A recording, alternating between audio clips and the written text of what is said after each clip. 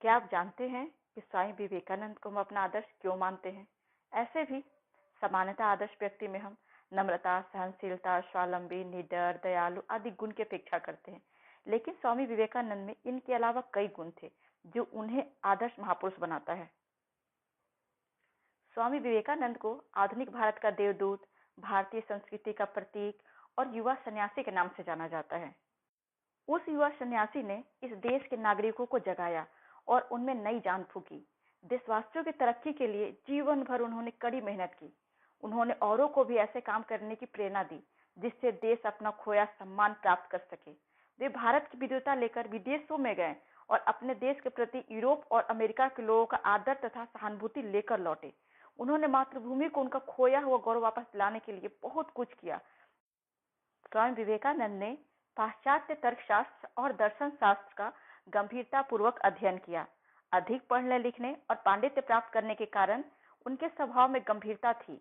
वे हंसमुख और साहसी थे। वह गलत बात की निंदा करने से कभी नहीं चूकते थे।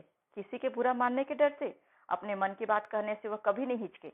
उनका कहना था, यदि पुराने रिवाज और धार्मिक आचार व्यवहार जनता के लिए हानिकारक है तो उनसे चिपके रहना अनुचित है। ऐसी कई सामाजिक और आर्थिक बुराइयां थी जिससे हमारा राष्ट्र कमजोर होता था। लोग गरीब और अज्ञानी थे। इन बातों से वे बहुत दुखी हुआ करते थे। ऐसे गुण भला किसे सम्मान करने योग्य नहीं बना देंगे, लेकिन स्वामी विवेकानंद में कुछ और भी गुण थे। उन्हें बहुत सारी चीजों में रुचि थी। साथ ही उनकी प्रतिभा भी बहुमुखी थी।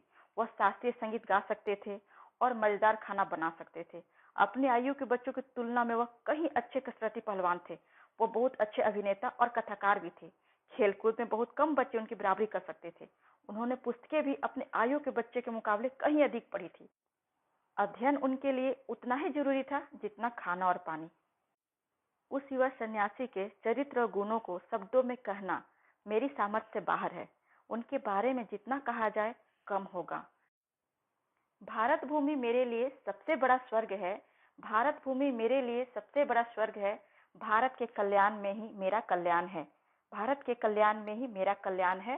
स्वामी विवेकानंद। धन्यवाद।